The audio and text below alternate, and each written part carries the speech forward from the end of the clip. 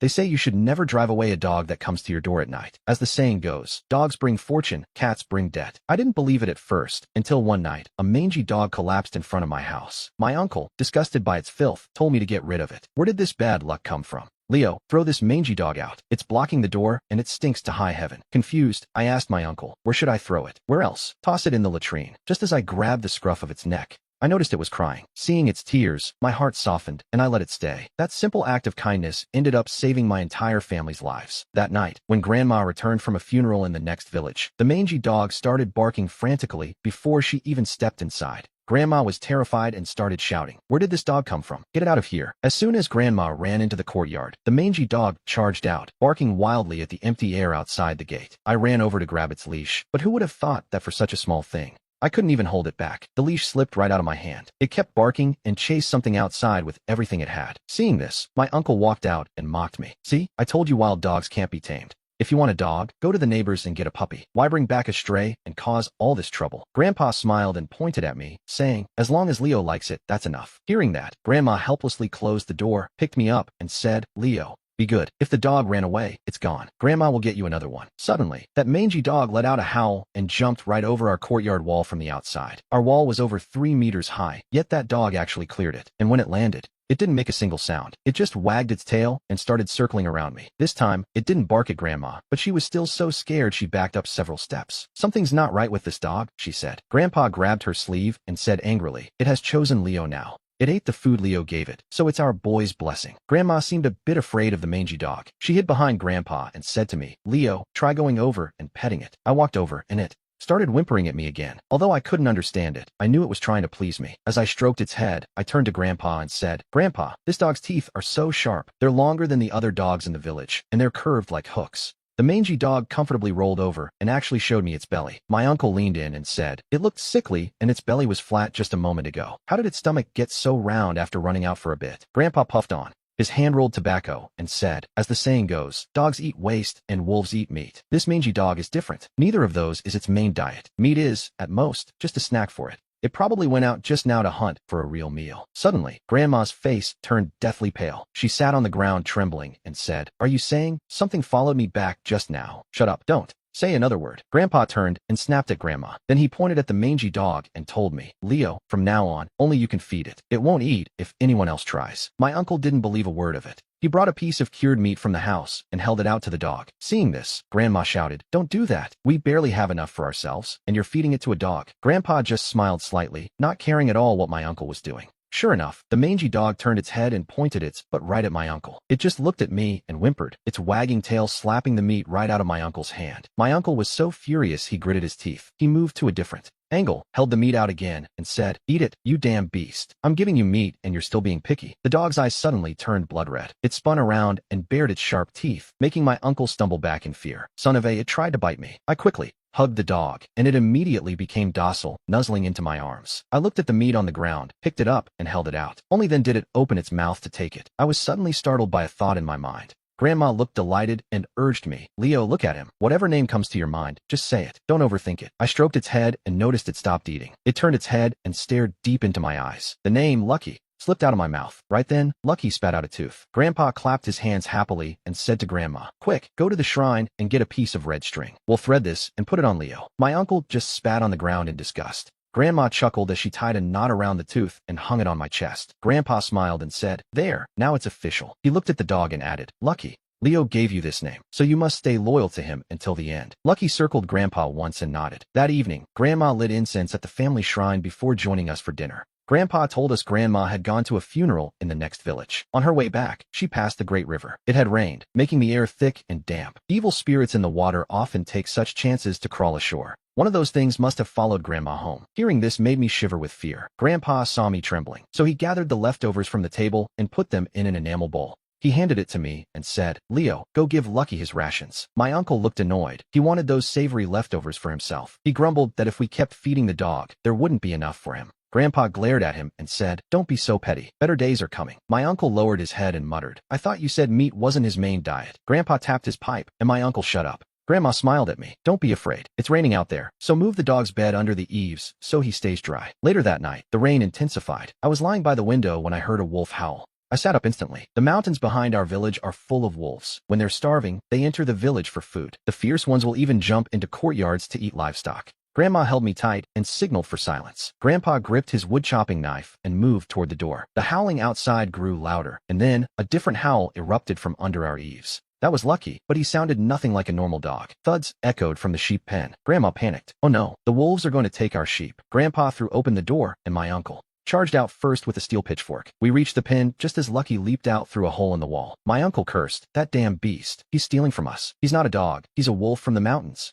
Do you still think he's a treasure? The sheep pen was empty, save for several pools of blood on the ground. Grandma's eyes welled up. What a monster. And to think we saved his life. Grandpa knelt to examine the blood. Among the paw prints, there were several large, human-like footprints. Just then, a frantic knocking came from our front gate. It was our neighbor, Silas, holding a torch. He was with several young men from the village. Grandpa, come quick, Silas shouted. Something terrible has happened. Grandpa opened the gate, looking shocked. Did a wolf get into your yard and kill someone? Silas wailed. My wife. It's my wife. She's dead. He explained that she got up in the middle of the night to use the latrine and never came back. When he went to look, he found only one of her shoes. There was blood everywhere. Grandma sighed and said, I'm so sorry for your loss. Go gather the men to hunt the wolf. What can we do? Grandpa and I are just old bones. But Grandpa was a kind soul. Since Silas had come to him, he had to help. He asked, Silas, your wife is missing, but that doesn't mean she's dead. We need to find her. Silas cried. I'll be honest, Grandpa. I caught a wolf in the mountains this morning. But at midnight, I found the cage empty. I think it's out for revenge. Suddenly, a neighbor named Mrs. Gable looked at Grandpa. I saw Leo feeding a dog this afternoon. You haven't kept a dog in years.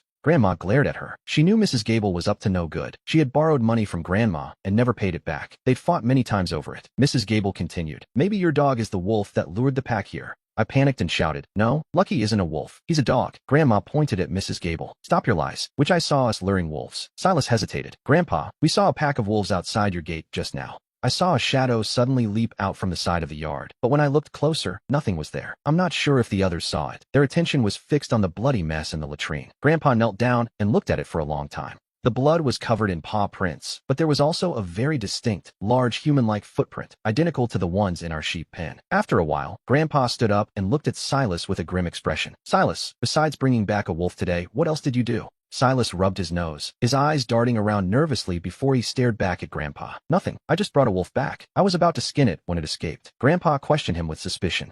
Is that the truth? Are you hiding anything else from us? Silas glared at Grandpa, tilting his head back. Why would I lie to you? Just as everyone was looking at each other in confusion, a frantic cry for help rang out. A man ran out from behind Silas's house, his clothes torn to shreds and his face covered in blood. He screamed in terror. Help! Wolves! So many wolves! The man smelled so foul it made my eyes sting. Suddenly, I felt a searing heat against my chest. I reached in and touched Lucky's tooth. I wanted to ask Grandpa what was happening, but he pulled me back 2 steps. Silas grabbed the man and demanded, Where are the wolves? Where did you see them? Silas shouted to my grandpa. 7, come with me to the back. My wife might still be alive. Grandpa frowned deeply. The man pointed toward the bamboo forest in the back with a look of pure horror. The pack dragged a woman into the mountains. Go save her now, or it'll be too late. The commotion drew the whole village out. The village chief began organizing a search party, but Grandma rushed over to him. It's dark and raining hard, she said. Going into the woods now is too dangerous. Shouldn't we wait until dawn? The bloodstained man cut in. The woman is still alive. If you wait until dawn, she's dead. Hearing this, the chief mobilized the men immediately. Silas knelt in the mud, bowing his head to the villagers. Thank you, everyone. As Grandpa prepared to join them, I noticed something bizarre. The area was lit by torches, but a woman nearby looked at the ground and muttered,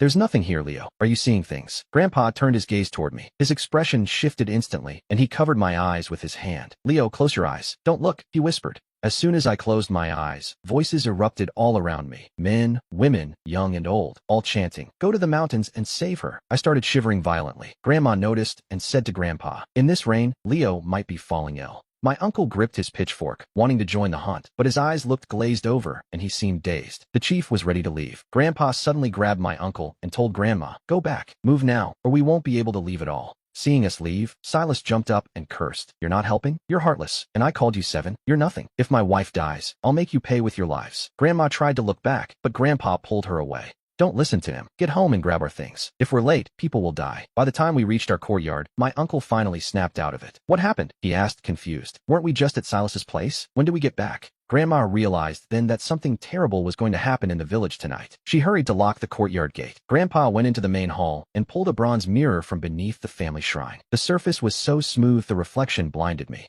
but when the light hit the floor, it formed a small bagua shape. Once we were all inside, Grandpa spoke. You must have brought something back from that funeral. On a rainy night like this, the things from the river and the mountains have definitely entered the village. My uncle stared wide-eyed. Dad, it's the middle of the night. Stop trying to scare us. Grandma smacked him on the head. Scare you? You were almost possessed just now. My uncle started trembling. Then what do? Everyone is in the mountains. Grandpa took a wood-chopping knife from behind the door and handed it to Grandma. He tucked the bronze mirror into his pocket and turned to my uncle. You're coming with us to save them. We're all from the same village. We can't just watch them die. Grandma looked at me hesitantly. Leo will be home alone. What if those foul things enter the yard? Grandpa reached out, pulled the dog tooth from my shirt, and placed it in my hand. Leo, stay inside and be good. Do not open the door. This is the amulet Lucky gave you. Foul things usually can't get close to you. After saying that, they left one after another. I hid in the main hall alone, not daring to make a sound. The red candle on the shrine was half burned. Just as I finally started to doze off, a voice suddenly came from outside the door. Leo, come out quickly. Don't stay in the house alone. The voice sounded like it was right in my ear. When I opened my eyes, I realized it was coming from outside. I jolted awake and crept to the door. Peering through the crack, I saw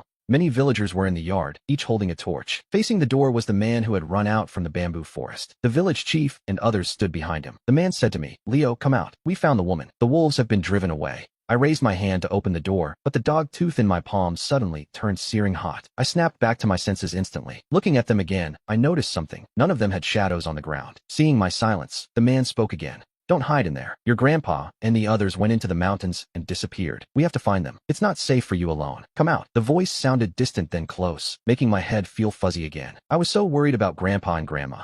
Uncontrollable thoughts began to fill my mind. Save them. Save Grandpa and Grandma. Just as I was about to open the door, a wolf howled from the back mountain. The dog tooth became scalding hot. When I blinked, I realized I had already walked right up to the courtyard gate. The man's pale face was inches from mine. I shrieked in terror and ran back inside, slamming the door shut. I covered my ears, thinking, that voice is wrong. I can't listen. But the voices from the yard kept drifting in. Come out. Don't you want to save your grandparents? The rain outside grew heavier, the downpour drowning out those eerie voices. Suddenly, a bright flash of light swept across my window. I ran to the glass and saw the light was reflecting down from the clouds, originating from the back mountain. A bagua pattern slowly rotated on the ground. A second later, the creepy people outside the gate vanished. An orange-red glow approached, accompanied by hurried footsteps. Leo, come out quickly. Follow Grandma. I saw Grandma holding a torch, opening the courtyard gate. As soon as I opened the door, she rushed in. She searched under the shrine for a while, finally stuffing all the incense ash into a red cloth bag. Seeing this, I stepped forward and asked, Grandma, where are Grandpa and Uncle? Grandma touched my head and said, they're still on the back mountain. The villagers are possessed. They claim your uncle killed someone and are hunting him across the mountain. Lucky was hacked by Silas to save us. Grandpa sent me back for the ash. You're coming with me. The village isn't safe anymore. I followed Grandma out. We ran for a long time, seeing many torches flickering on the peaks and hearing shouts of kill him.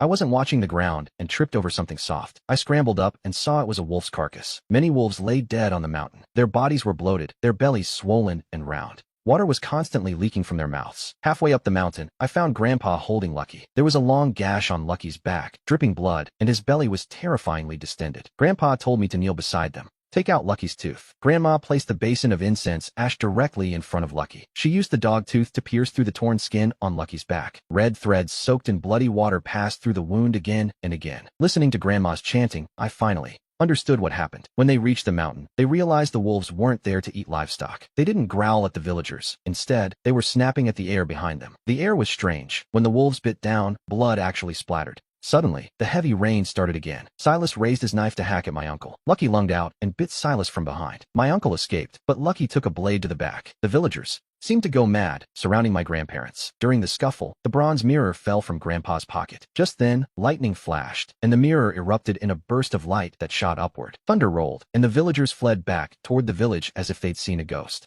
Only now did I truly realize that Lucky was no ordinary dog. Sadly, he wouldn't last much longer. Lucky licked my palm once, then his breathing stopped. Grandpa said we had to wait until dawn before we could return to the village. Standing on the mountainside, we saw a line of torches moving away from the village. They were heading toward the great river between our village and the next. As dawn broke, Grandpa led us back. Upon entering the village, we saw Silas. He was going mad, stuck inside a water vat and unable to move. Yet he kept scooping water with a gourd to drink. His belly was so bloated it looked ready to burst. From Silas's mouth movements, I could tell he was muttering, "Who's the ghost? Who's the ghost?" They've come ashore. Just as we were panicking, a group of people walked over from the village entrance. As they drew closer, I realized they were all our fellow villagers. They were soaking wet from head to toe. The village chief walked at the front, smiling as he greeted my grandpa. Grandma wanted to speak, but Grandpa stopped her. He then gave a subtle nod toward the sky. The villagers' movements were stiff, and they were all heading straight for our house. It wasn't until the chief got close that I noticed their skin was terrifyingly pale. Their arms were covered in deep folds of skin. The chief spoke. Though his speech wasn't fluent, his meaning was clear. A wolf pack had entered the village and killed many people. He wanted my grandparents to help collect the bodies. Silas's eyes widened in shock.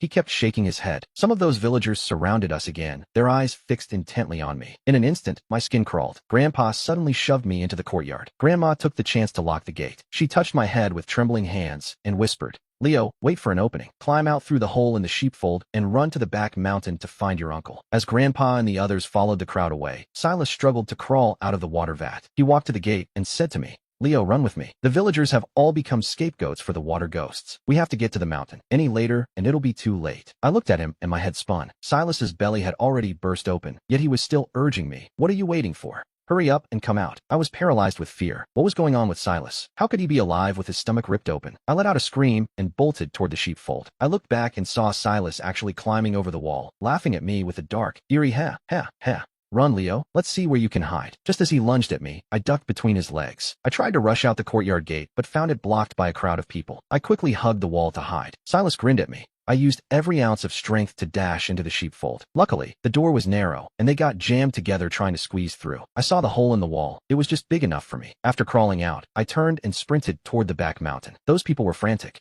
They howled from the sheepfold. Come back now. The mountain is dangerous." Suddenly, my footsteps faltered. I heard a blood-curdling scream from Grandma back in the village. Just as I was about to turn back to save her, a loud crash echoed. The sheepfold wall had collapsed. Many people crawled out. They weren't walking. They were on all fours like giant spiders, howling as they chased me. I screamed and turned to run. By the time I reached the mountainside, I was exhausted. Just as they were about to catch me, the ground in front of me exploded. A wolf burst out from the dirt mound, making me freeze in terror. But the creature wasn't coming for me. Before I could even turn around, I heard miserable shrieks behind me. I looked back and saw the wolf roaring as it pounced on those people. The villagers turned to flee. Those who were caught were bitten through the neck in a single snap. I could see black mist being sucked into the wolf's mouth. When the wolf looked back, I stared into its eyes and felt a surge of hope. "Lucky, it really is you." The wolf stopped, panting with its tongue out and wagging its tail at me. Seeing this, I shouted, "Lucky, hurry. Go to the village and save Grandpa and Grandma. They've been taken by the water ghosts." Lucky leaped to my side and crouched down with a low huff. I grabbed his neck and climbed on. Back in the village, Lucky came to a halt. He let out a piercing howl toward the sky. Immediately, responses echoed from every direction. From the shadowy woods, dozens of wolves suddenly emerged. Every single one of them had glowing red eyes. The villagers all rushed out, running around in a panic. Lucky carried me through the chaos. I spotted Grandpa. He was holding up the bronze mirror, shielding Grandma behind him. In front of Grandpa stood a man with long, flowing hair. That hair looked like exploding water snakes. The hair kept lashing out, grabbing the villagers' bodies and controlling them like puppets. Seeing someone charging at Grandma's back, I couldn't help but scream, "Grandma, watch out behind you." Grandma turned around in shock. She threw her cleaver with the momentum, burying it in the man's leg. Grandpa looked at me, his face pale, and roared, "Leo, didn't you escape? Why did you come back?" At that moment, the long-haired man began retreating step by step. I could tell he was trying to run. I pointed at him and shouted to Lucky, "Lucky, get him." Grandpa was about to rush over to help me, but he saw Lucky suddenly crouch down to let me off. Then, in the blink of an eye, the wolf charged forward. I heard the man let out a miserable shriek before collapsing to his knees, begging, "No, please, I am a water ghost. I only came ashore because the rain provided enough moisture. I haven't broken the rules. This isn't right." Lucky's mouth began to overflow with a thick, dark mist. I heard a sickening crack as the man's neck snapped. Immediately, a streak of black energy shot out from beneath his feet, trying to escape. But Lucky still had the tail of that mist clamped in his jaws. His belly grew more bloated as the sound of his chewing grew louder. The screams grew weaker until they vanished entirely. Grandpa and Grandma grabbed me and forced me to my knees. Grandpa shouted, "Leo, hurry. Bow to the guardian spirit." I was still dazed when a villager suddenly let out a horrific scream. I looked back and saw my uncle. He had smashed Annie Lou's head with a wooden club. She was screaming, "You monster! What are you doing? Why did you hit me?" My uncle kept shouting, "Dad, Mom, I'm here to save you." Grandpa rushed over and slapped Uncle hard across the face. "Where have you been hiding? Did you only come down now to collect our corpses?" Uncle said aggrievedly, "They're all possessed. If I didn't run, I'd be dead." Then he asked, "Where's Leo? Is he still alive?" I quickly called out to him. I ran until I was out of breath. Along the way, I noticed the dead wolves had all vanished. The spot where Lucky had been buried was now a scorched patch of earth, blackened by lightning. Grandpa shouted anxiously, "Leo, give me the guardian's tooth." Before I could react, he grabbed my hand and said, "Endure it. Don't be afraid of the pain." As soon as he spoke, he pressed the tooth into my palm. Bright red blood stained the tooth. Grandpa held it in his hands and carefully brushed aside the lightning-scorched earth, burying the tooth bit by bit. Once finished, he slumped to the ground. He panted heavily. By the time Grandma and Uncle caught up, a whimpering sound came from the black soil. Something rolled the dirt away from the inside, and a colorful little puppy crawled out. Grandpa took a long breath and said, "Leo, you're lucky he's alive. He's a divine hound." After the puppy crawled out, the colors on his body suddenly faded away. Only pitch-black fur remained. He panted with his tongue out, looking at me. I scooped him up and said, "I don't care about guardian spirits. You're just lucky, right?" The puppy whimpered at me. I looked at him in shock. I could actually understand what he was saying. Grandpa saw me dazed and asked with a smile, "What is he saying?" I swallowed hard and pointed at Lucky. "Grandpa, we might not be able to afford to keep him." Uncle looked at me, speechless. "What do you mean we can't afford him? It's just meat, isn't it?" Lucky whimpered again. I hugged him and sprinted toward the village. Grandma shouted anxiously, "Leo, slow down. Don't trip." I looked back and yelled, "Lucky is hungry." Grandma shouted back, confused. "What's the big deal about being hungry?" I kept running with Lucky in my arms and shouted, "We have to hurry while there are still water ghosts in the village. Lucky says his food is water ghosts."